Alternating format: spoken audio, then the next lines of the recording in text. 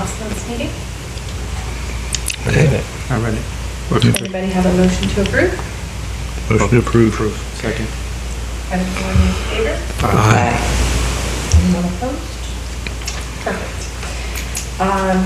We'll go ahead and do public comment now if anyone has anything. Your microphone's not on. Oh, so sorry. They're usually always on. Sorry about that.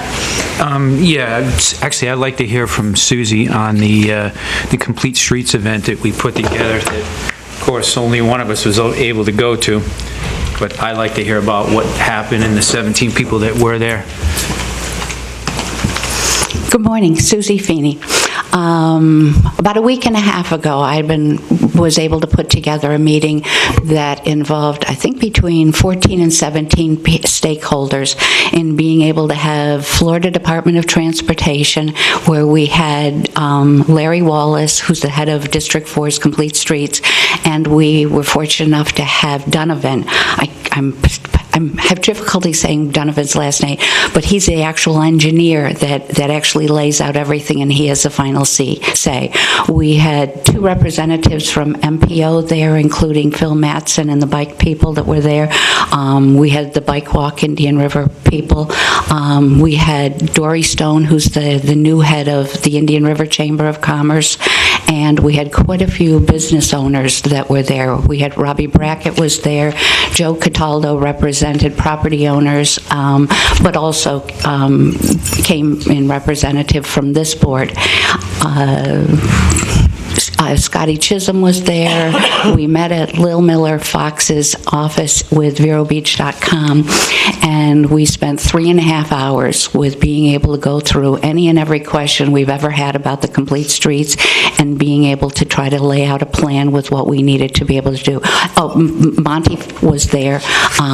Jim was out of town, and so Monty was there representing the city with having everyone there.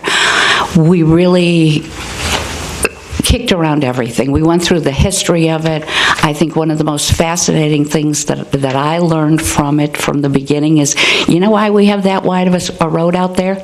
Not because FDOT ever had any understanding that we needed that many roads, that many lanes, especially knowing 95 only had 2 lanes, so why did we have that? It's because when you take a look at that beautiful drawing where you have the road going separate way, each ways, and you had the median in the middle, they took the median out. And I put cement, they paved in between that. That was the only logic why we ended up with having it that much there. It was cost effective and it made sense for them at that point in time. So when we talk about wanting to be able to keep Vero, being able to go back to that is a very logical move. Long story short is one of the things that I came to have a better understanding is we have the 3R project, which you're all familiar with, but there's also Complete Streets. And even though a lot of the 3R project now is being moved over to a Complete Streets model with the knuckles and the bump outs, the bike, bike lanes and enhanced sidewalks along those. Complete Streets is also a separate department that they have, and that we have the ability to be able to apply for a Complete Streets grant.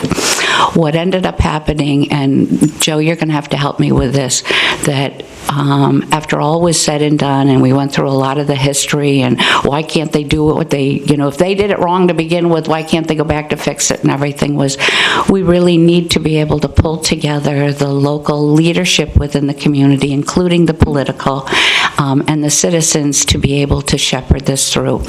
At the very end, I think we were about 3 hours into it when Larry Wallace, who had been fairly quiet to that point, but sitting on his computer going back and forth, he goes, I've got 3 different options for you, okay? The first one is we can just turn it over to the city and the city can do whatever they want and they can pay for the whole street, which we knew was a non-starter at that point in time, okay? 2, I think, Joe, was sort of a variation on the 3R project.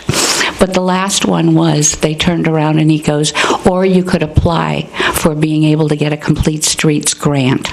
A Complete Streets grant gives us everything that we've ever wanted, minus the landscaping. The way that would go forward would be that within the next year, we would apply for that grant and we would go on their 5-year plan.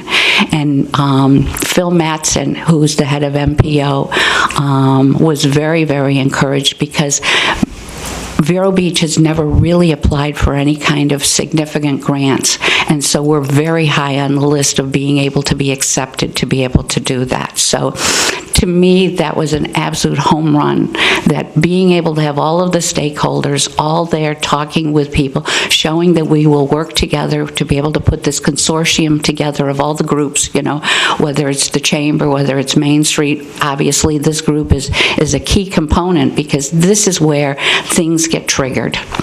This is where you trigger everything to be able to get it on City Council, but we have to be politically savvy enough to be able to know that right now, we're not looking to do anything till we find out who the next set of City Council members are.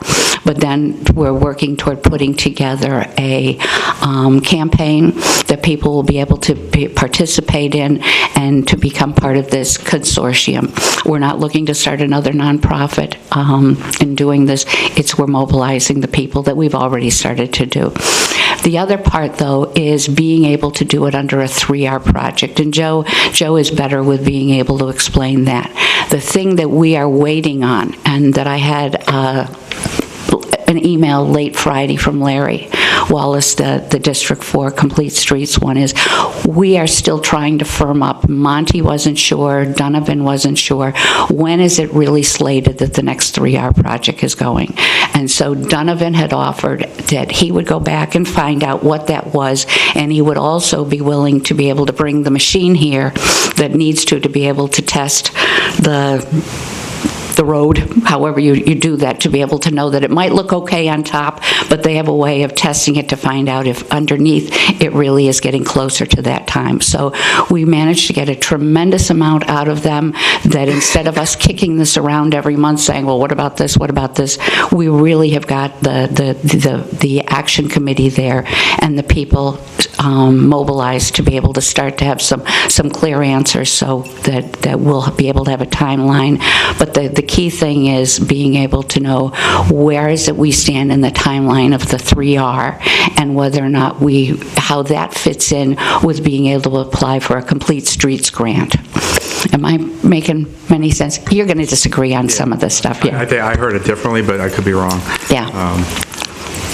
You have two different components. You have the Complete Streets, which is a boutique sort of division within DOT that have their own projects. Okay? Because one of the questions I asked was, do you even need to wait for a 3R? And the answer was no. It's probably less expensive, obviously, to incorporate, DOT to do everything. But the only difference is DOT would just work around those knuckles and so forth if they would do the project later. So I heard that a little bit differently. They were encouraging us. Yes, Chief? Yeah. They were encouraging us to get the political support because DOT has a lot of money. Right. I mean, that's not the issue. They have the funds. And they also said most of the funds and all the projects are in South Florida. They haven't had anybody up this way in the Treasure Coast ask for anything, so the timing's great to incorporate a project in this area. Do you know how any of the city council members feel about? Not really, because it's kind of like they want to avoid it during election times. Maybe we could jump off to the chief and come back to it. Sure. I mean, unless it's up to you. You're the chairman, but I don't want to take up. Yeah, we could definitely just kind of skip. We'll table this for a moment and then come back to it. Good morning, Chief. How are you? Good morning, everybody. Thank you so much for joining us. We greatly appreciate it. We wanted to touch on the homeless situation in downtown with you because I know that there's been some issues with downtown businesses and things like that. And I know that there's maybe a church group that's going around and feeding them? Not any longer. Okay. From my understanding, I've talked to Salvation Army, and that was the group, to my understanding. Okay. We weren't so sure who, but I found out. Okay. Because they're gearing up for their annual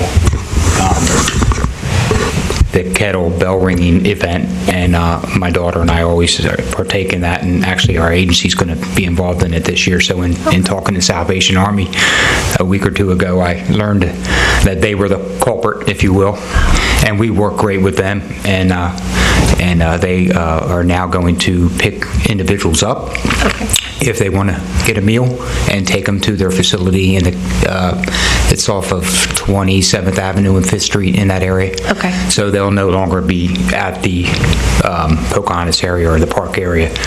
They're feeding. Okay. So if there's another group, we're not real sure, but that was evidently the group. Okay.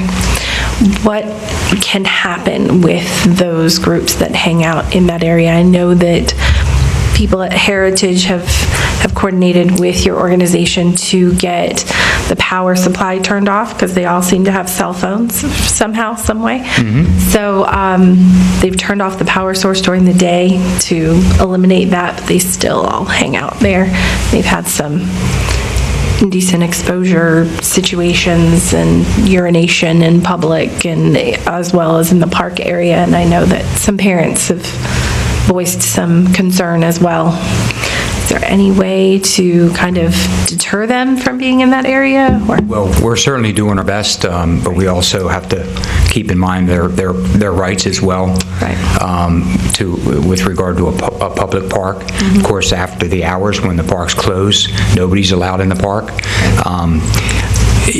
We've been dealing with the park and individuals there for many years, and I just left my staff meeting and talked to the shift sergeant again about foot patrols, bike patrols, everything that we're doing down there.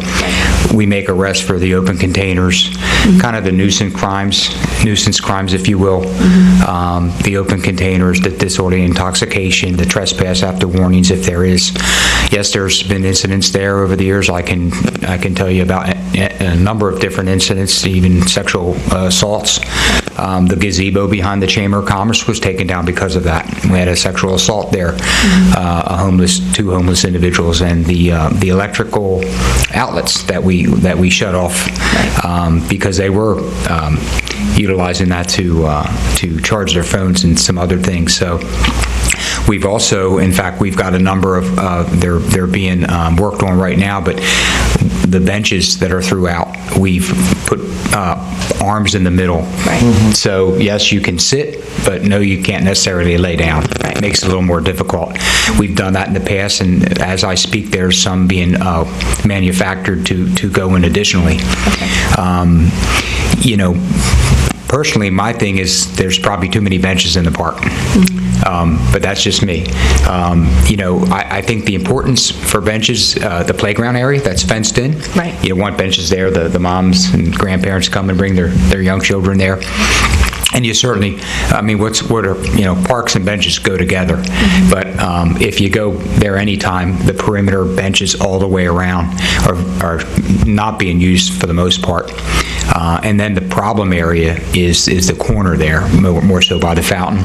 So you have the kind of like the U-shaped benches. Right. I think we could honestly do away with a couple of those. We don't have to do away with all of them, but instead of having, 4 outline that U-shape, there's like 3 groups of that in a row. Right. We could probably do with a few less benches and utilize the petitions there. Okay. That area, if you notice, and my guys do, because I say, look, come up with ideas, keep an eye on the place, do our walkthroughs. That's the shaded area. Right. If you go, If we had better lighting in the park, would it help? lighting's never something of a negative, if you ask me. More lighting anywhere is always good. The illumination, that kind of thing. So I think absolutely. But if you look at the other benches that are rarely being used along 21st Street, from 14th Avenue there to Chamber of Commerce, to the back by the pickleball, and even up front, there's a few that are being used more so by the bathrooms, but there's not much shade there, and it gets hot in Florida, as we all know. The shade is coming from that corner there, and again, there's more bench areas. So, again, we're not here to violate anybody's rights. It seems like sometimes the community wants us to, because it's difficult, it gets frustrating, but we want to treat them the way they deserve to be treated, like we would anybody. So, again, we do as much as we can with the foot patrols, with the bike patrols, responses. We also always ask the community to call. If you see something, say something, call us. We have our park attendants, they have our radio channel, one of our off channels that can call our dispatch and say, hey, this is what I see, because we've had some incidents in the bathrooms. I walked through there the other day, the whole park area, and if you're just east of the playground, there's a couple gazebos with tables, and I can show you a picture of the table. And I'm going to bring that to Mr. O'Connor's attention this week, my boss. But if you ask me, that table either needs to be replaced or removed. Okay. And I can show you a picture of it. It's rusted. It's almost a danger. And none of us would use that for our birthday party today. Right. Because it's just in such bad shape. And I can show you a picture of that while we're here. There's also, as you walk into Pocahontas, the park area, there's a sign that says non-emergency number. It's a white sign with a background, and I've got a picture of that. It has a number that I'm not even familiar with. They're called the police. So guess what? We called the police, and it's a number that's disconnected and not in service. So if you ask me, that needs to be fixed. So yes. So there it is. Police non-emergency phone 987 or 978 4600 987 7800. Wow. So we stood there and dialed the number, and it's out of service. Now, how can we be out of service in that regard? So I will get that taken care of. And there's the you can pass this around. There's the bench or the table. Wow. Do you agree? I mean, it's not going to be used for a child's birthday party, or, that's, Yeah. So, that should be removed or replaced. I agree. In that regard. And again, that's just and I do that from time to time. My guys are always there, but I still want to get out and walk around and see it myself. So are there bicycle patrols downtown? There are. In fact, we just talked about that this morning. We have close to 10 that are certified now, and that's only recently. And we're sending one of our sergeants to Orlando in November to be an instructor, to teach more. And we just purchased at the end of this past fiscal season, we purchased one more bicycle. And the idea, and we have 2 openings, but the idea is to have an officer become a utility officer. I may have mentioned to this group before, but where they can be utilized on the beach in our with our side-by-side, on the boat, in our intercoastal, and on our bike downtown, Ocean Drive, what have you. But until we can get there, we have 10 or so people that are certified. I'm not certified, so as much as I can ride a bike, I'm not going to go out and patrol. Right. So you have to have that, honestly, you have to have the paperwork. So what we do now is, and I even do a detail. Every weekend there's a detail that the certified bike officers can sign up for, and usually that's full. And they are between the ocean side and the downtown area. Yeah, maybe they could shoot down our way sometimes too, because we've been having problems with 2 homeless guys sleeping on the couches in front of Southern Social. And then there's one that rolls up in a... Make sure they call us though too. Make sure they call us. We kind of feel like, so we don't really... Somebody defecated. Yeah, the easy fix is private property.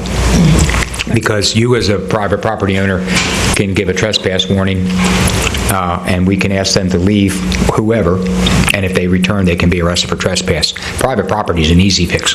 Public areas aren't as easy. Yeah. That's why we're constantly dealing with some of our intersections on the sidewalk. You can't sit there and accost or impede or go out in the traffic, but you're allowed to be on the sidewalk. So again, frustrating. You can be at a park, just like any of us can be. You can sit on a bench in a public park during park hours. So as long as you conduct yourself, any of us, in the right manner, then you're going to be okay. And I know in many cases, you know, a young mother and a child, grandparents and a child, it's more the uneasiness, and I understand that. But it's not always necessarily illegal or something we can do. So that's where we try to balance that.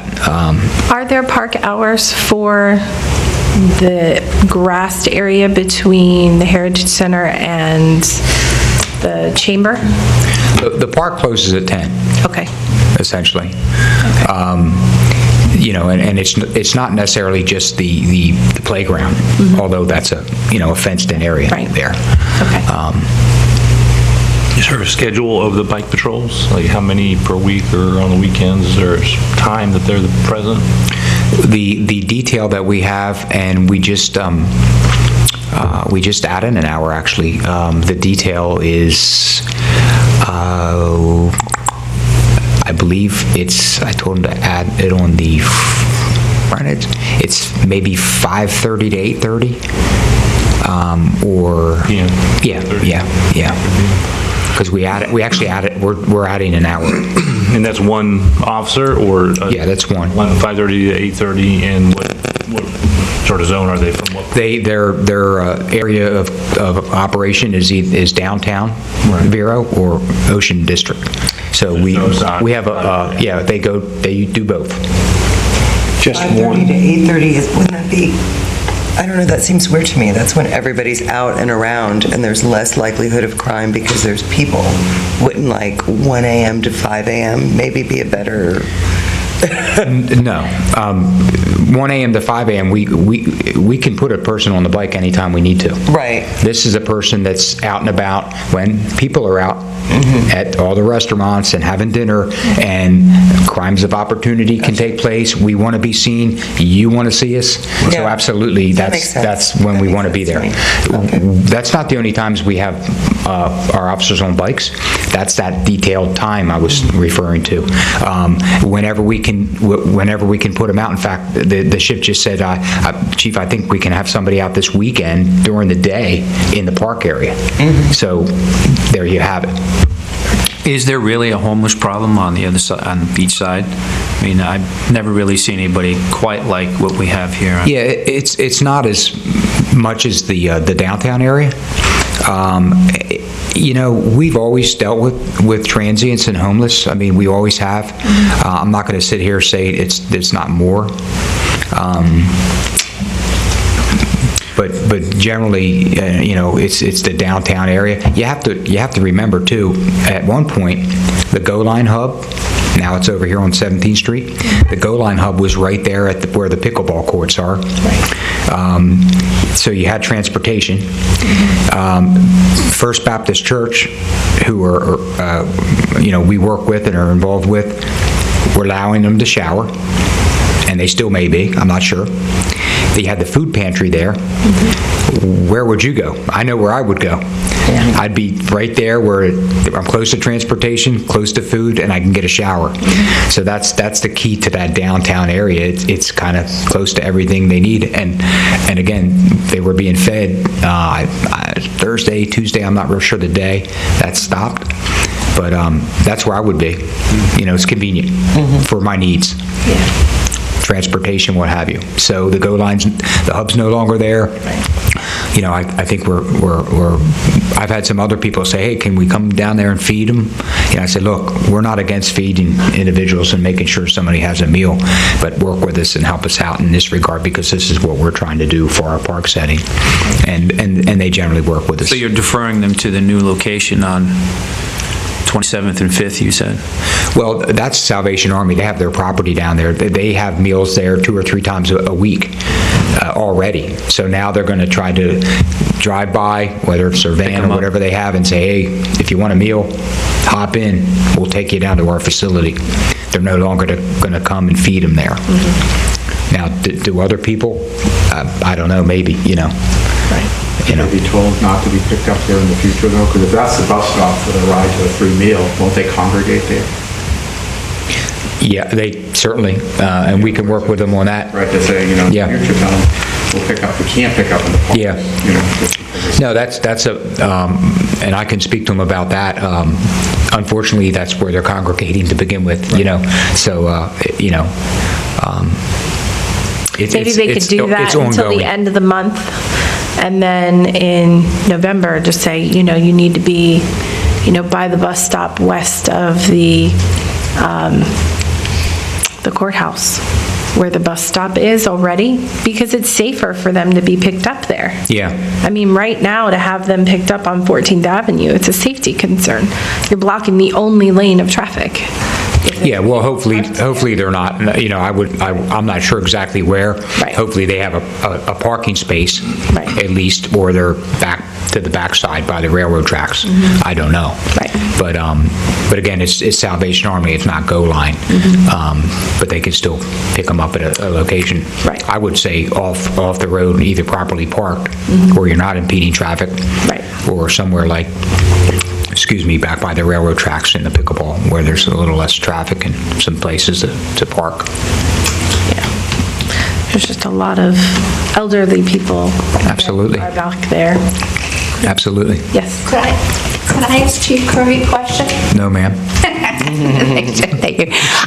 I love the idea. I had never heard it before about taking away some of the park benches, okay? I think it's a little controversial because part of what the charm is being able to do that. And I know the history of how Mr. Brackett put those in play and the families and all of that. You have donation, people have Right. donated and their names are on there too. And we get that. you Right, know. but what and I know many of the families who are along that, you know, from my time at Heritage, got to know many of them. Realistically, I mean, I know that's city property, so you have the right to do that, but knowing how the homeless situation is a very challenging one. It's not just our city, it's other places. That just seems to be really focused there, and that, you know, the bike patrols and all of those other things, I know being able to many of them don't go to those shelters to be able to get food, do you know what I mean? Is it realistic to try to take away some of those, and how would you suggest us possibly looking at that a little bit more? Well, obviously it would have to, you know, be through the city, and I can talk to, you know, Mr. O'Connor about it. I've mentioned it I've mentioned it before. And again, it doesn't have to be every bench taken away. Yeah. But, you know, the areas of congregation are the corner there, and I think there's 3 sets. Yeah. And it's basically that, you know, patio or U-shaped. Yeah. concrete area that's lined with the benches, so there's probably 2 and 2. So at least 4 to 6 benches on each concrete pad, and there's 3 of them. So even if we have, you know, 12 benches altogether, and now we're down to 6, you know, it's a start, and there's still ample seating, you know. In the middle sections. Yeah. But to be able to get it so that it still looked, you weren't just, well, let me pick one here, or pick one here. If you still had it so that you took the back ones, you know, if it's the U shape, you still would have the 2 facing each other, but the one in the back, I'm still trying to look at the aesthetics. However you want to cut it up, to be honest, it's just, you know, that's... You take one from each side. Yeah. You know. Just a few less. Yeah. And then Well, if the you community's could going move- to, you know, I parked on 21st Street by the shuffleboards the other night. The Farm Bureau had their annual meeting. They always invite us over there and at Heritage Center, and so it was a little after 6. Parked on the sidewalk, walked up and around there, and it was there was no room at the inn, let's say, and one was laying down, and the, you know, again, you know, harmless in many ways, but you know, and you know, they all holler out, "Hey, Chief." yeah. You know. It depends on who you are in terms of, and your perception of it. Yeah. I mean, I had people that I went and asked for a donation at Heritage when I was there, and a lady blasted me like, "Until you're going to take care of the homeless issue, and I'm not going to let my granddaughter walk down there and everything." And most of them are docile. but it's Most your are. perception. Most Yeah. are, and Yeah. again, that's why I mentioned it. But It's just the uneasy feeling, the uncertainty, maybe seeing something that happened somewhere else, and just, hey, can it happen here, or just, and we understand that, but we also want to treat them with respect that they deserve as well, being, humans, Right. literally. But there's a problem, they also urine and defecate on people's private property, because I know, not even on 14th, Yeah, but I know Ironside had that problem, they get little nooks in there, and, you do that, you gotta be knocked down on the respect level a little bit, because now you're not treating everybody else with respect. So I agree with the general concept, but it's affecting the property values, the desire to come downtown, the goal of bringing people in. Well, it's the same with anybody. It has even take the homeless out. We treat everybody with respect until they dictate otherwise. Right. So whether you're homeless or not. Chief, back to bicycles. Do we have just one bicycle for both the beach and the downtown area? We have 3 bikes total. I mean, one at a time now? Generally, it's 1. Sometimes we'll try to get 2. We try to do as much as we can. Okay, because none of us, we've brought it up several times at this meeting. We've never seen one. Yeah. It's not a full-time. Okay. I want to get it more out. It's great. This community is perfect for bikes. Right. And that's why we started it, and that's why we do it. Is it fair to say that more of the time spent on the bicycle patrols is on the beach side as opposed to the mainland? No, especially on like I said, the detail, they utilize both. We asked them to try to, be at each location during the time. And again, that's a detail. That's okay. Every week at this time, we have somebody doing that. We also try to sprinkle it in, if a shift's full and somebody's on there that has a bike certification, then we try to put them on the bike. I guess that was a good, how is it determined where they're assigned on a particular time or day? Is that up to the officer who says, I'm going to go X or Y? Their 2 focus points are both downtown districts. But they decide where to go. Yeah. And how do they get there and back? Do they take the bikes? We have a car and a car rack, Okay. bike rack on the car. Downtown to the beach. Absolutely. They don't bicycle. No. Some obviously have, but I think during the cooler weather, Right. because it can get a little warm. But we have bike racks for the cars, because the idea is to be in those areas patrolling, not taking a half an hour to get from downtown to the beach or vice versa. So So ideally, they're spending an hour and a half in each location. ideally, yeah. Because I know we have a big problem downtown, but the gas station on the corner of 10th and US 1 is remarkable for the amount of homeless that sit there all day long. Yeah, and again, private property is easy. It seems like more signs need to be put up for no trespassing. At least it gives you a tool to work with if we've given them the option. Yeah, and you don't necessarily, it could be helpful. You hope somebody sees that and they say, oh, okay, I'm going to go somewhere else. But as a property owner, all you have to do is call us and in front of the manager or yourself, fill out an affidavit. It can be 2 a.m. We can give them a trespass warrant. We don't have to bother you at home. And then they come back, they're arrested. Almost every business on US 1 corridor has a trespass affidavit. And honestly, we have very few problems with the businesses like we used to with homeless because, again, it's a real easy fix. You're trespassed, you come back, you're arrested. Now, we've arrested many for trespass, and it's a revolving door in many cases because they're right back out. I've got a fella that's in town that's been arrested probably 40 to 50 some odd times. There's substance abuse and alcohol. He's mainly over here on the US 1 corridor, though, but many times. If I was homeless, I probably wouldn't mind going to jail. No, of course not. One of my former employees Food and a shower. is a panhandler on that road. We see him all the time. The gas station Does do well because we see him out drinking too. The gas station I'm talking about, I'm sure you guys are fed up with them because the owner, because it depends on his mood. I mean, he'll let 20 of them sit out there, and then all of a sudden he wants you there, depending on his mood. You know who I'm talking about. That's part of the frustration that we sometimes are met with. The Sunoco at 19th and 1 was that. We had trespass affidavits for every business there except for them. I had to literally go to the corporate end of Sunoco to get something done there because they were hanging out on the the south side of the building, and the owner was okay with that because they buy cigarettes and beer from time to time or whatever, and then there's a little like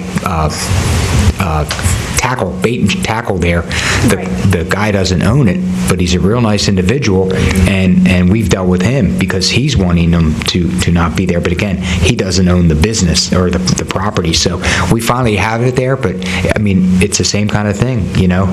They cake and eat it too sometimes, you know. That same group is now right across the street in that empty lot, and I'm not sure the owner even realizes they're there, so. And we've contacted, you know, we've had individuals in like empty lots and wooded areas, and we contact the owners. A lot of times the owners are, I'll give you an example, the Waterworks Car Wash, 33rd Street and US 1, that wooded area, now just before the big shots, but that used to be a village back there. I walked back there, I mean, somebody had a shower and a queen-size bed set up. I mean, it was like a city. You could walk the path and visit your neighbors, but we had that all cleaned out and everybody moved, the owners in Fort Lauderdale and Miami. So we go to that extent. We find the owner, you know, go to the tax roll or the property appraiser and find the owner, call them and say, hey, this is what we'd like to do. And generally there's no issue. Sometimes they even, you know, have it cleaned up. But, you know, the same thing with behind McDonald's. That was all, we had that cleared out, and that's not been a problem. Sonny's was the same way. Yeah. There was a little city back there. Oh, yeah. Oh, yeah. Yeah. That was Yep. terrible. There's quite a few areas throughout the county I've noticed that have either cleared out lots of trees and things like that and overgrowth to make it so that it's not a easy place to hang out It's anymore. not user-friendly. Right, Yeah. exactly. You know, the community's very giving, Right. and there are outlets, and there's referrals and places. Unfortunately, sometimes what we've seen is, you know, some don't want the help that's available. Right. Because just like help, anybody, you want to be met halfway. Mm-hmm. And so there's a lot of agencies, groups, facilities that will meet you halfway, but you have to at least do that yourself. And unfortunately, there's some that don't want to go there. So, and they're the ones that we deal with probably more than not. Is there any way to put up signs in the park, no loitering, those types of things around where those park benches are? Or when we move those park benches from there, where could we put them? Could we put them more toward the pickleball area and give those people more place to sit, maybe put on their shoes, whatever, or put them inside the park area? Yeah, they could be replaced. I mean, that's again, you know, believe it or not, the area with the most shade is where they're at. Right. Does And pickleball people have any issues with homeless over in that area? you know, I haven't heard. You know, I walk sunny there. over there. It's really open. It's really Yeah. open. There's no trees, and Right. like I said, nobody's ever on the bench. I would assume nowadays, maybe with the pickleball being popular, some people may be on the benches, maybe waiting for the next game or Right. whatever. But those benches are rarely used. But that's why they're breaking into the cars, though. Yeah, there's a couple of clients of mine that have had their car broken in, going from the gym to pickleball a couple times. I've seen people sleeping on that bench that you showed us a picture of as well on Sunday morning around 10:30. That's a table, yeah. Yeah, that Yeah, table, that's that very table underneath. I mean, who's going to use that table in that condition? I mean, They just sleep on it. yeah. You'd need So, a tetanus shot. yeah. Yeah. Truly. You So would. you either take it down or you replace it, you know. But you know, breaking in here, I live at Waverly Place. It's a nice neighborhood. But at least every 3 or 4 months, we have a group come through. And if your car is unlocked, shame on you. Right. Because they're going to get in those cars. Right. And we just let them know, you lock your... Nobody's broke into any cars. They simply open the door and walk in. Well, the two that I know of in the pickleball area were locked, and they broke in. Wow. They smashed Which is highly rare. Yeah. It takes too long, too Most noisy. people don't lock their doors. Yeah. And I gotta say, you Did know, that day, it was 4 o'clock in the afternoon. yeah, I'm gonna say it with caution, but, you know, that's the crime anywhere you go. The most you'll see is, you know, thefts and like car burglaries and thefts. And, you know, ours are, you know, been pretty good recently. One's too many. but we haven't had, any type of rash, if you will, or something that's been overly concerning, which is good, because then that's usually a person that you can zone in on it, and they've been in jail, maybe out, and they're up there, no good again, because, we just, it's been pretty good in that regard, though. Probably shouldn't have said that. If you're out on the streets, you're going to break into a car, because there's probably not one of us here that doesn't have change or some money in our vehicle. Just me. You don't? No. No? I always have change in my vehicle, but you don't see it. But That's good. Yeah. Mine's locked. How much change? Mine's locked. Are there any programs nationwide you're aware of? I mean, this is a nationwide problem. Right.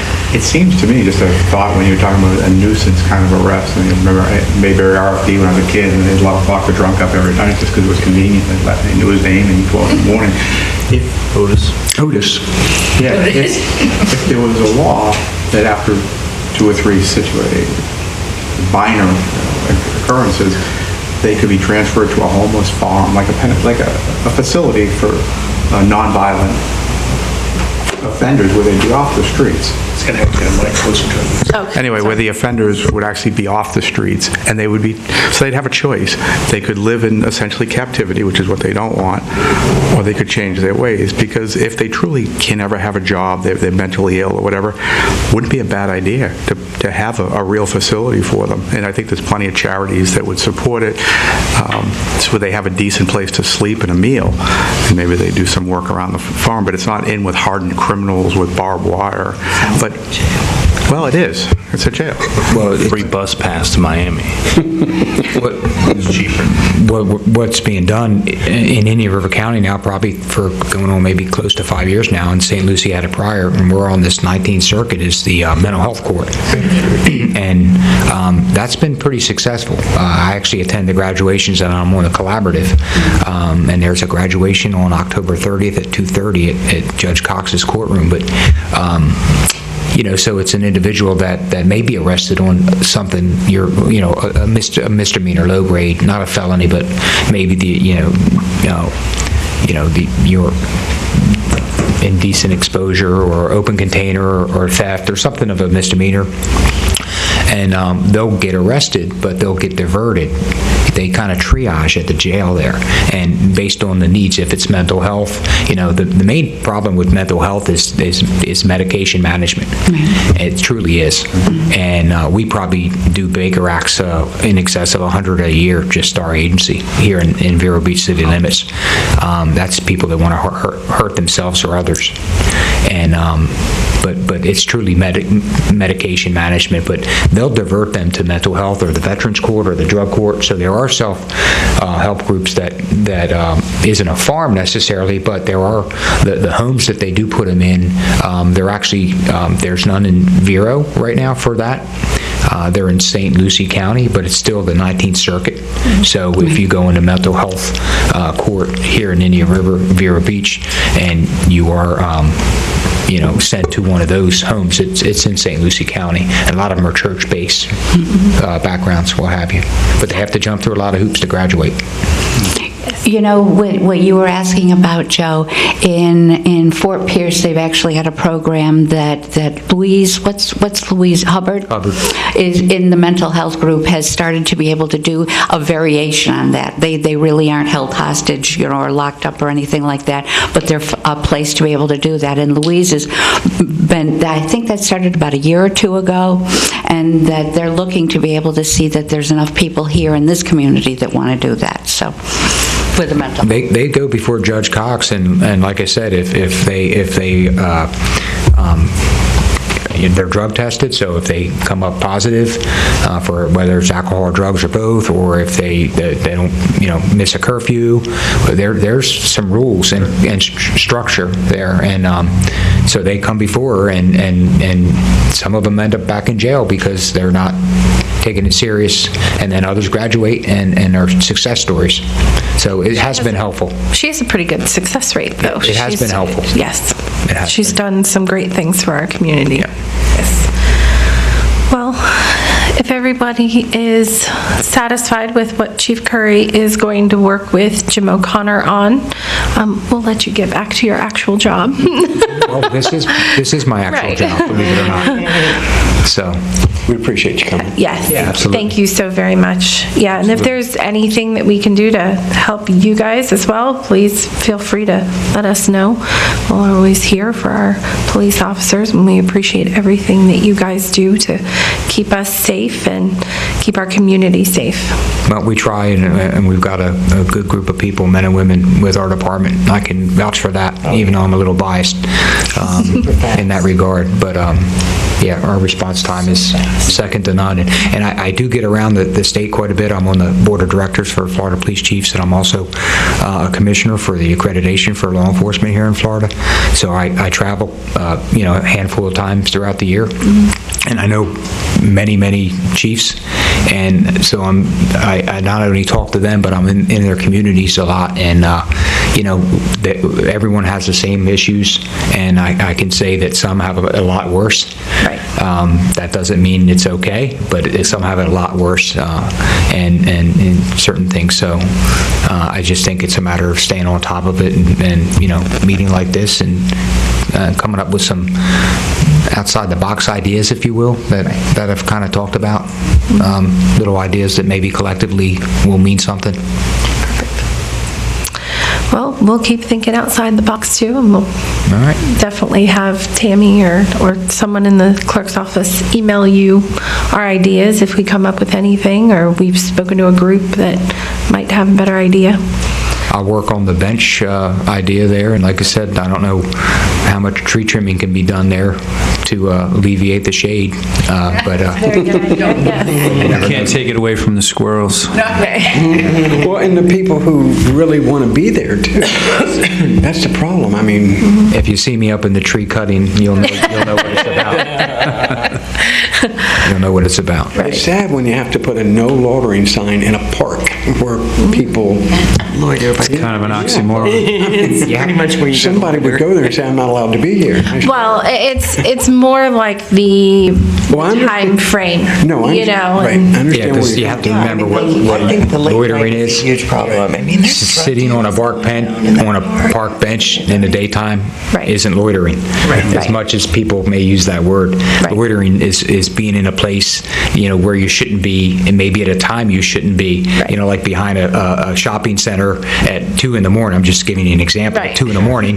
For an extended period of time. You got a hammer with you and a crowbar Right. or something. Well, that's truly, That's you have to right. dispel our fear. Why are you here? Right. And that kind of thing. That's just an example, but Are there any surveillance cameras in the park where you say things are going down? Is there anything, those public areas? so the only ones that are probably available, if at all, is from the businesses, if any of them, jut out to the street or what have you. And there are some, but nothing specifically in the park. I mean, is that where we're seeing most of the problems of, you said deals in the nighttime and stuff like that? If you had that and you can monitor it, would that help? Well, I would think CCTV is always helpful. I mean, isn't it? But Yeah, it's super expensive. We have a list, and we probably need to update it, but it wasn't that long ago. We actually, as best we could, determined, for instance, in the downtown area, who had video cameras inside and then, outside as well. That way, when we have incidents, wherever we have them, we can go down the list and say, okay, let's go, because we constantly, in today's day and age, we constantly are going out, and if there's an incident, we're looking for video cameras, at a home, at a business. And it's helped us quite a bit. It was, it was a few years ago now, but the fellow that was followed from out in the county, the Quail Valley out west, all the way to his home at Highland there off of 16 a couple years ago, pulled in, the fellows were following him, didn't even get out of his car, was shot and killed in his driver's seat. His brother was shot but lived coming out of the passenger seat. we had video of them entering the city out by where it's the Fats is now, right there, that strip. There was video camera out on 60, shooting towards 60. So we had both cars following each other on 60. We had them over by 16th and 14th for the convenience center store. So we were able to kind of, literally put together the timeline and the two vehicles right up to where they stopped and the individual shot. So, I've got them at my store, and we sometimes replay the accidents we have at 10th Avenue and 60 because it's pretty regular. But we haven't been able to catch any. We haven't really had any problems in that building, thank goodness. Is there any cameras on the old courthouse? Anything up there? There may be. I'm not sure. We could find out. I'm not sure if there's anything exterior. It's directly across the street from that park. Yeah. And then again, cameras are one thing, but positioning and location and operation is another. We've had some incidents where they have a camera system and it was going to be really vital and they didn't have it on, it wasn't working, or that kind of thing. So now the Heritage Center is owned by the city. Yeah. So the city could install them on the Heritage Center and kind of at least alleviate those types of incidents within the park. I mean, I know there have been reports of drug deals behind the fountain.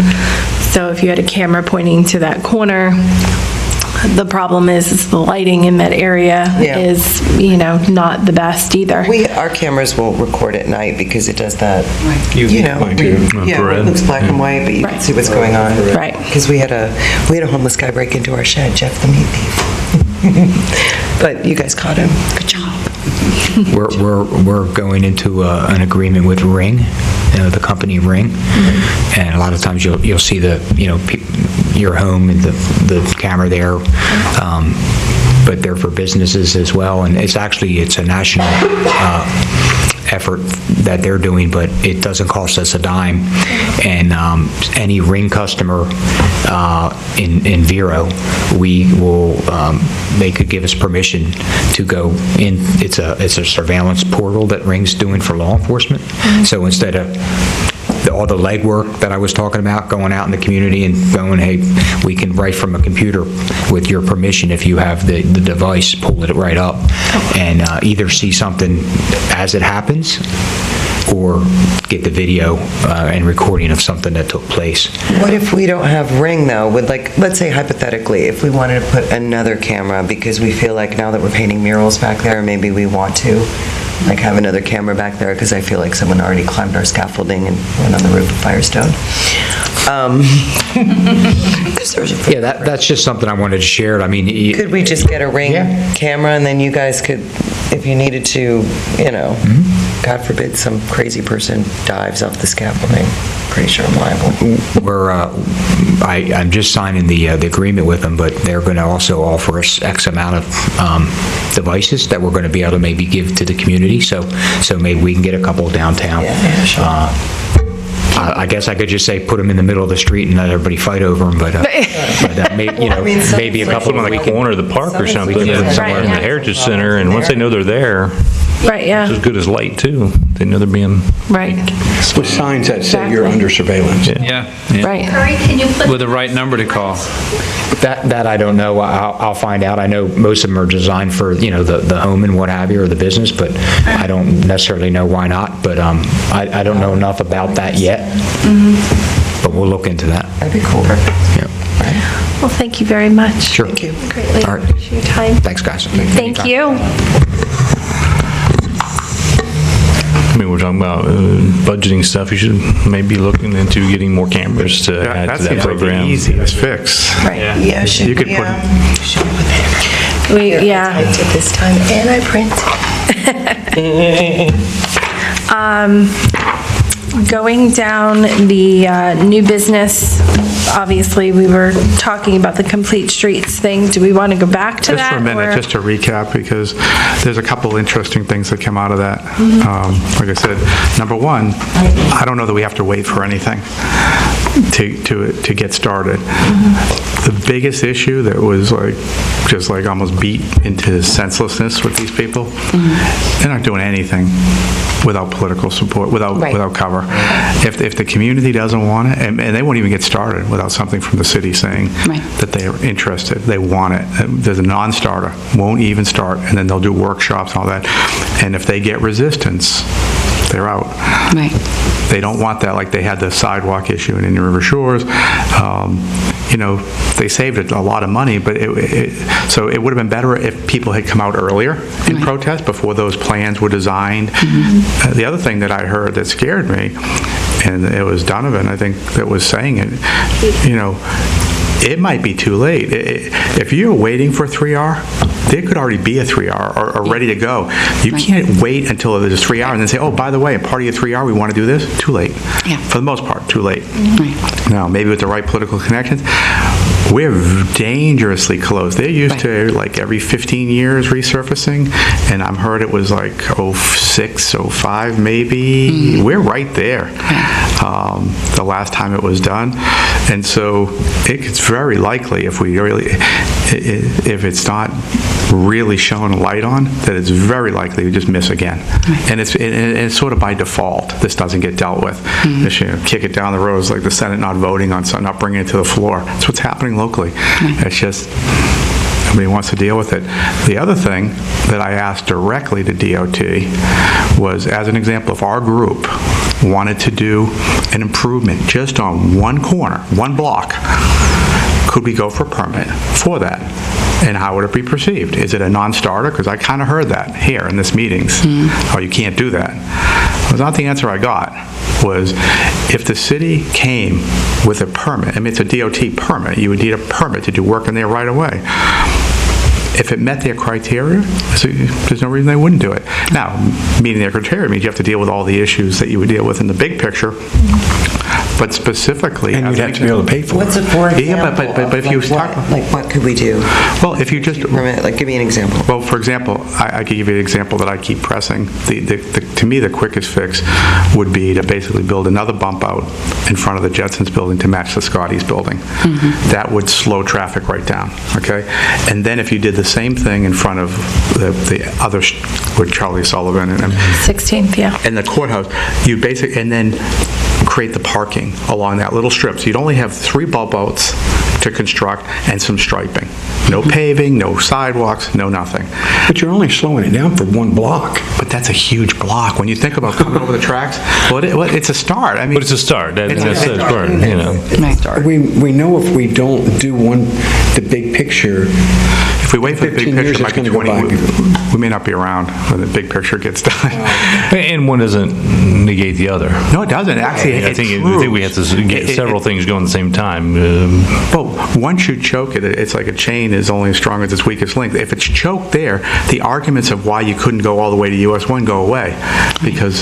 So what would be the process for applying for that? First you have to get the city to want... Well, the biggest issue, everything goes back to... City managers. They've got to be on our side. The constituents, the council members have to perceive that this is what we want. And obviously, as downtown people, I think we've always been unanimous that we would like to see traffic calming, parking, amenities, make it walkable. The city needs to buy into that. And every time I go to the city council meetings, I'm hearing, let's keep Vero. What's Vero about? Well, Vero isn't a thorough, I mean, literally a super highway. There are more lanes on State Road 60 than 95. Yeah. Nobody disputes that. That's been my argument all along. But there's fake news out there about it'll be unsafe in hurricanes. That's not even true. But that's the perception. Oh, we won't be able to get downtown. It's only going to get busier as Vero is discovered. Well, Vero is pretty much built out. The growth is going to be west of town. Vero has very little developable land left and very tight restrictions on what you can build. I'm not sure that's even true. And the world is changing, the way people drive with Ubers and whatnot.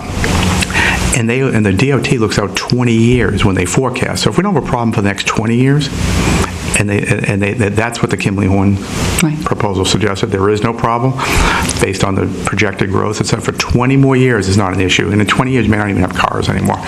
20 years, it's not a problem. And the delay is somewhere between 30 and 40 seconds going through. Well, there's too many outlets now to get out of town. I mean, it used to be that 60 was the only outlet out.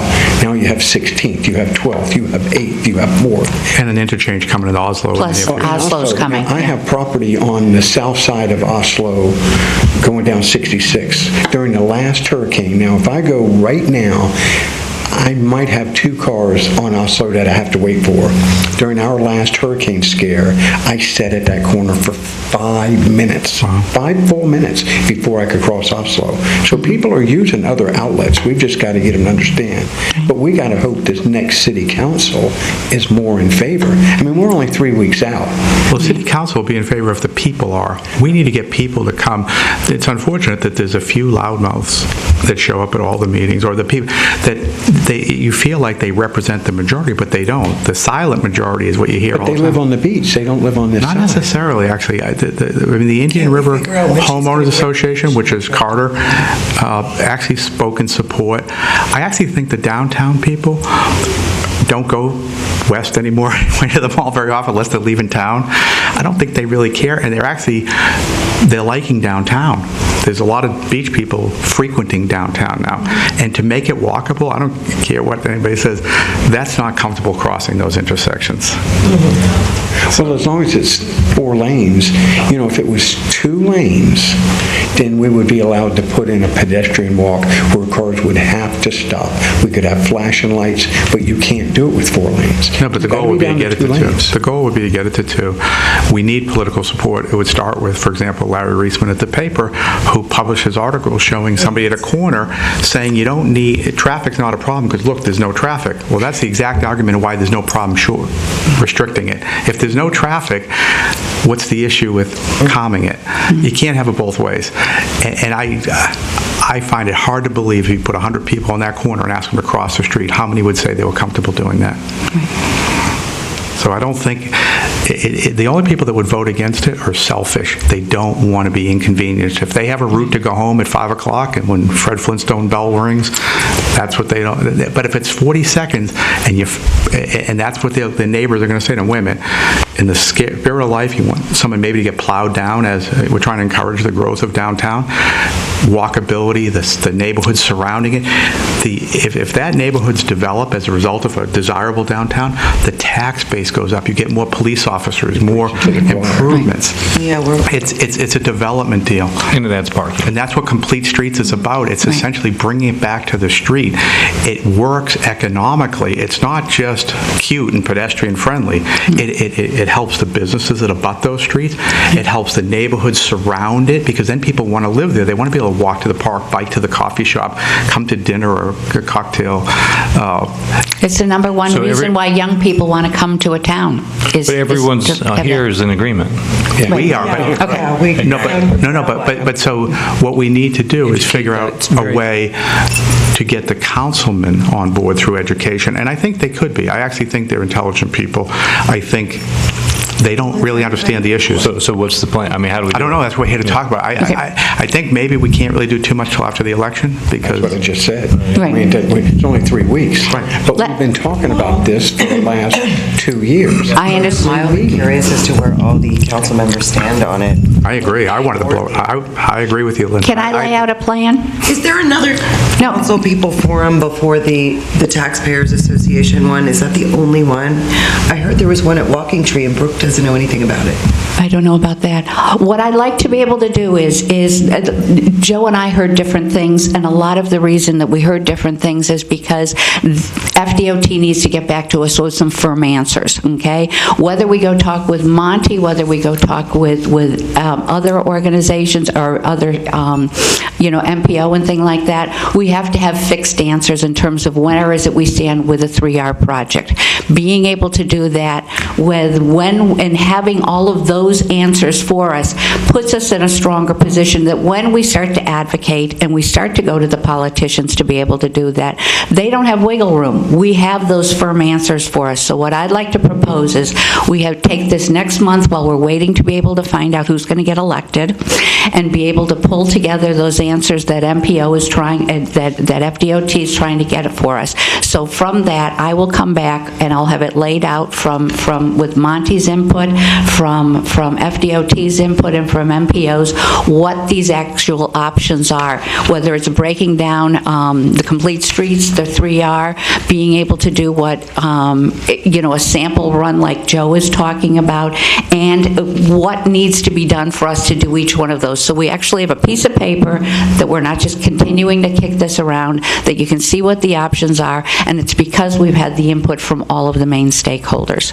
And I think that will start to lay a foundation for us to grow from, not just complaining and wanting to do something. Have a nominated speaker from this committee to go before the city council after the election and say, here's where we've been for 2+ years. Do we have your backing, or do we just need to give it up and move on? Well, I think... Well, we need to talk to them all individually. I agree. Before that. Well- Or ask a question. You don't know the answers, yes, already. I mean, they're going to change their marketing answers. I mean, the campaign. fact is, if there's all against it, they're all against it. Oh, yeah. We're going to make it. We can move on to better things, move on to cameras. But I don't think they will be against it. don't Maybe think I'm they will wrong, be. and maybe I'm naive, but I actually don't think they'll be against it when they're educated. And I don't even think the public's going to be against it. There'll be segments of the public. I actually don't believe. I think the timing's finally coming around to where this could work. I actually was more in favor of kind of calling out the politicians ahead of time, making it as where do you stand? In other words, because if they're against us, I don't want to vote for them personally. I have a vote to cast, and if somebody's going to be against my interest Tomorrow, I'm going to ask. I'm going to be like, hey, Laura, what's up? Yeah, well, but if you ask them blindly, where do you stand? It's not a good question. The best way would to invite them to lunch or a coffee and say, here's what we're told the facts are. And based on those facts, where do you stand? Now, if the facts are incorrect, you're not obligated to abide by your decision, but where do you stand? You know what else would be good? If you want, let's say hypothetically, let's go back to that thing that you were saying, put a bump out on the other side where it matches, and then we put spaces just on that one block, hypothetically. For me, I think we should have some kind of Photoshop mock-up of before and after what the road would look like that makes it look really, really They have that. pretty. See, we've done that. Oh, my God. No, those aren't that pretty. No, we've... Okay, thank you. But we- no, we've- I don't we've mean had- above an aerial view. I mean like No, we've had like architects a person do walking this. around. No, we are having Well, I've never seen professionally it. put together for us because we need the marketing campaign. Something beautiful because people are visual. Well, the other thing is parking is a huge issue in this town, and whatever spaces are created, the value that I heard ascribed to a parking space is almost $17,000. If you create 20 parking spaces, it's $350,000 in added value to the downtown area that will hopefully encourage further tax base and just keep the same things we keep talking about. See the benefit, domino effect. The benefit to the So if we're approaching city council and we're asking, I mean, obviously we need fact-finding still, what we're waiting on, whatever. If you read the Kimley Horn report, which is online, it actually has a lot of, all these things, now it has to be updated because it was years ago, but it was a 20-year forecast, and it dealt with the issues of evacuation, traffic flow, I've read it a traffic few counts, times. impact on the adjoining neighborhoods, because these are the issues. Well, wait a minute, if you take them off of here, they're going to come through my neighborhood. Well, that was all looked at. Yeah, it's pretty thorough. Yeah. It's very thorough. One of the people that I forgot to mention was there is we did have Kimley Horn. We had Brian Good there. And so we're working with Kimley Horn that they're getting the pictures for us. We have got a professional that's being able to digitize all of that. And we also have people with working toward being able to put together the example that Joe's talking about, where you show the parking places and the financial, tracking that down and being able to have all of that, so that there'll be a whole packet for when you actually start to reach out to city council. It's because we have the documentation to be able to prove it and the glitz to market it that way. How soon can we have that? I've started to work with 2 different organizations, and it's probably going to take about 2 months to be able to get all of that. The one thing I know from attending quite a few city council meetings and watching them on TV is there's nobody that's against downtown on that city council. No, they're all in favor. So it's a question of what is good for downtown and good for the city surrounding it. If that works, I don't see how there's opposition. I really think it's a perception. The twin pairs is like the third rail of politics. You have to change that dialogue. But the concept of traffic, of walkability, Vero being this romantic seaside town, that's number one right now that I'm hearing from everybody. That's what they want. That feeling of safety, to be able to walk to the park, to walk the streets, to be able to ride your bike downtown. All right, let's figure it out. We'll give it a shot. Can I make a suggestion? And instead of having people from outside of our group compiling all of the information, it needs to be people from our committee that are coordinating with MPO, with the chamber, to make sure that people are all on board, because those are the people that can actually get other people on board. It needs to be people at this table that are getting with the people at, Phil Mattson at MPO and making sure that they can get county representatives on board, because it's not just a city issue, because that road runs through the city and into the county, so it impacts everyone. So the city is really the city and DOT are the main players. But they can impact the people in the city. Yeah. And if you have county commissioners that are saying, no, this needs to be done, and they're talking to city council members, they can, for lack of a better term, strong arm people into, kind of changing their philosophies a little bit, because if they say, listen, it needs to carry all the way through and it needs to be consistent, they're getting ready to, widen the 43rd Avenue intersection. They're getting ready to do a huge project on State Road 60. So it's not just a city project. It is a county project as well. But it's primarily city, because the county and the city aren't always on the same wavelength. But on this issue, it seems like people from the MPO are ready to... MPO is probably not the right people to bring into this, though, politically, because the city has the concern within the city is that there's a secret agenda to eliminate the City of Vero Beach, to incorporate it into the county. And there's a lot of... It's not a secret agenda. Okay. It's a talk of the town. Okay, it's a talk of the town. But so when you talk about MPO telling the City of Vero Beach, the county telling the city, I actually think it goes the other way. If the City of Vero Beach constituents, the people that vote, the people that sit on the dais, want this and encourage this downtown and the beach and all the issues that are there, parking and so forth, to get resolved, that's great. And I think the county wouldn't oppose them. I really don't see that as an possibility. But if the county comes in telling this is what we think you should do, I actually think it could work against you right now, based on what I'm hearing. I listen to these people. No, in fact, Is there a list of people that you suggest talking to? Well, I would start with the council members, right? But with like I said, basic. If this is what we understand to be the fact, based on these facts, where do you stand on this? Where because you have to take a stand.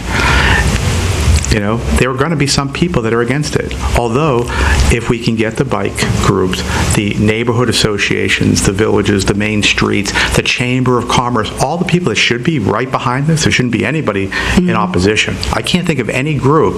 If the police department and the fire department aren't against it for safety reasons, meaning that it's going to cause some sort of delay in ambulances or fire response, I can't imagine there's actually going to be any the Phyllis Fry people.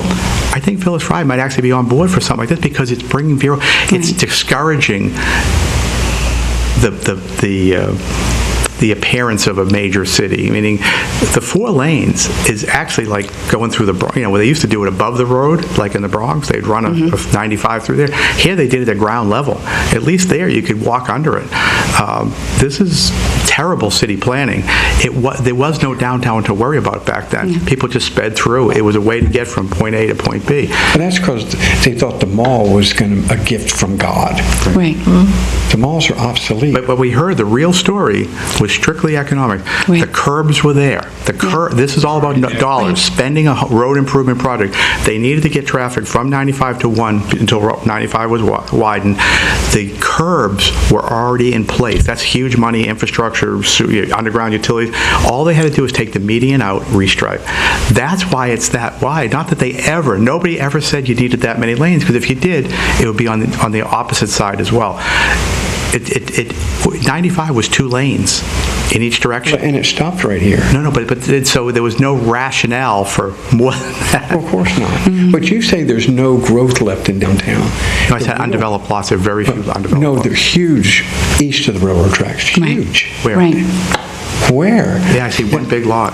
Oh, no. Oh, but- no. Right there, right on US 1, there's, Oh, so many, and that house on the house right across that big old lot, that's property that's Beach going to be, Magazine. nobody's going to redo that, that's going to be gone eventually. There's so many old buildings that are going to be demolished. I mean, the growth there would put downtown to shame if it was built properly. Yeah. I don't mean to interrupt. Is there anything that needs a vote for anything before we go? Because I need to run. Anything we have to do? I think just this. Let me give you this. This is latest And I do want to say one thing roadway before you leave. information from Okay, the department. And I want to say one thing before Gary leaves. I talked to Elaine from Main Street, and we're going to do one more kiosk. Gary's paid for it. It's going to be in front of the courthouse, and it's going to be a centennial kiosk is what it's going to be. Perfect. So Very nice. I did my homework. Perfect. So thank you, Gary, for our centennial kiosk. Yes. Very nice. In front of the courthouse on 16th Avenue. Yes. the executive courthouse? No, the new courthouse. Perfect. Yes. Perfect. So I think we have two kiosks now. That'd be The perfect. one I put up and one Gary put up. Yes. So Awesome. Wonderful. should have saved my money. People use it.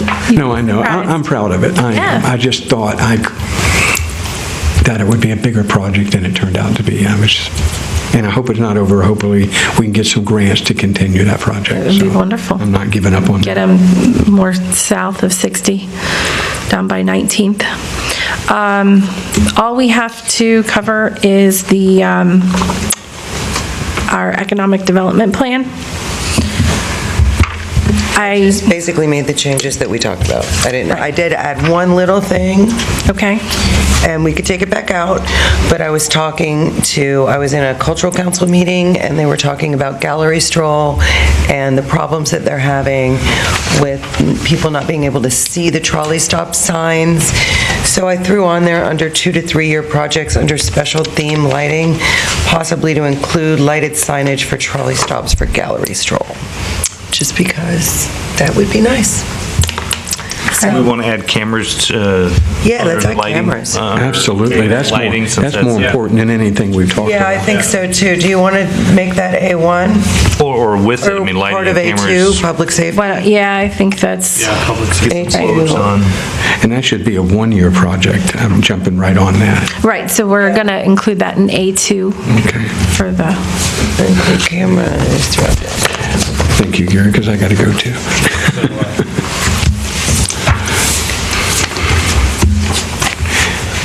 Cool. okay. So everybody go through this, and we will complete it next time we are here, and make any notes that you have. Wording on A4, because I didn't know. Work with FDOT to investigate opportunities under the Complete Streets program. Ask for council support, including the reinsertion in the comp plan of between pairs according to the Kinley Horn proposal. Is that? I think we're going to talk about it next time. I think that what Jessica was saying is we all look at it. and- Highlighted. Yeah, no, Yeah. it's great. Oh, we'll It's just great look at it next basics. time. Perfect. Okay. Make a motion, we adjourn? Yes, please, thank you. Good job.